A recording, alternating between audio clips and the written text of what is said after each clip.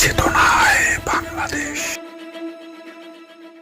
আজ ঢাকা ৬ আসনের বিএনপির মনোনীত প্রার্থী ইঞ্জিনিয়ার ইশরাক হোসেন এলাকায় ঘুরে ঘুরে ভোটারদের দ্বারে দ্বারে যাচ্ছেন এবং দোয়া চাচ্ছেন। ঢাকা থেকে মোহাম্মদ রবিউল ইসলামের পাঠানো প্রতিবেদনে বিস্তারিত।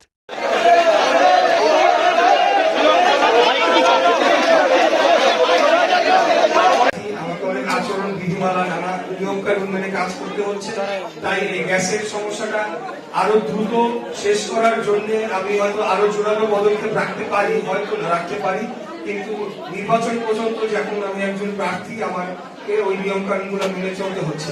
আমি আপনাদের কথা দিচ্ছি ইনশাআল্লাহ আগামী 12 ফেব্রুয়ারি পরে তখন আমি আর প্রার্থী থাকবো না।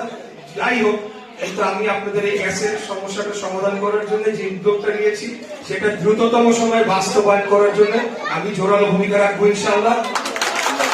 আর যদি আপনারা আমাকে ভোট দিয়ে নির্বাচিত করেন তাহলে সব কাজটা হয়তো আরো দ্রুত আমি সমাধান করতে পারবো।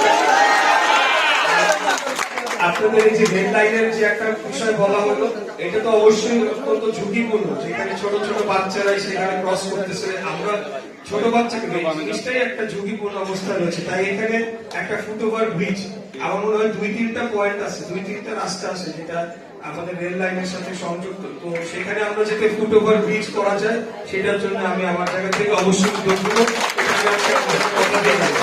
এর পাশাপাশি ইন জেনারেল অনেক সমস্যা আমাদের এই অঞ্চলে রয়েছে, এটা ইতিমধ্যে আমরা বলেছি। জলাবদ্ধতা, রাস্তাঘাট ঠিক মতো মেরামত হয় নাই, আইন শৃঙ্খলা পরিস্থিতির অবনতি, এখানে মাদকের সমস্যাটা বিরাট বড় সমস্যা।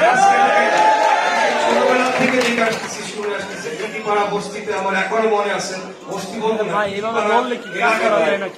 এখানে মানে মাটির নিচে ভূগর্ভস্থ এনসিডি